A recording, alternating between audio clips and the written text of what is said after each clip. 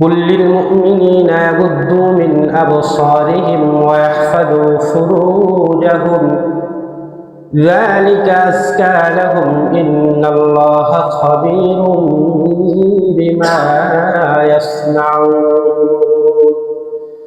আল্লাহ সুবহানাহু ওয়া তাআলা রাসূলুল্লাহ সাল্লাল্লাহু আলাইহি ওয়াসাল্লামকে উদ্দেশ্য করে বললেন, কুল, আপনি বলে দিন, লিল মুমিনিন, যারা মুমিন ঈমানদারগণ পুরুষ, যারা মুমিনিন শব্দের অর্থ হচ্ছে পুরুষ আর মুমিনাত শব্দের অর্থ হচ্ছে মহিলা, অর্থাৎ মহিলা ঈমানদারগণ। তো আল্লাহ সুবহানাহু ওয়া তাআলা আয়াতের প্রথম শব্দের পরের শব্দে তিনি বললেন যে কুল্লিল মুমিনিনা ইয়াগুদ্দু মিন আবসারিহিম, ওহে আমার রাসূল, আপনি মুমিন বান্দাদেরকে বলে দিন যে তারা যেন ইয়াগুদ্দু, অবনত রাখে, আবসারিহিম, তাদের চোখকে যেন অবনত রাখে, তারা যেন তাদের চক্ষুকে হেফাজত করে, ওয়া ইয়াহফাযু ফুরুজাহুম, এবং তারা যেন তাদের লজ্জা স্থানের হেফাজত করে। যদি মুমিন পুরুষ এবং নারী,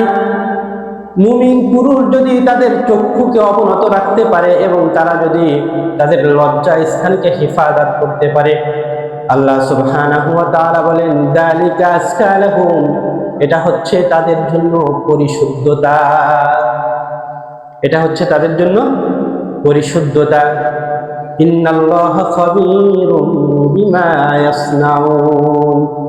আল্লাহ তাআলা বলতেছেন যে ও আমার মুমিন বান্দারা, তোমরা তোমাদের চোখ দিয়ে যা কিছু করো, তোমাদের লজ্জা স্থান দিয়ে যা কিছু করো না কেন, আমি আল্লাহ থেকে ভালো আর কেউ জানে না। আল্লাহু খাবীরুম বিমা ইয়াসনাউন, তোমরা যা করো তা আমার আল্লাহ জানেন।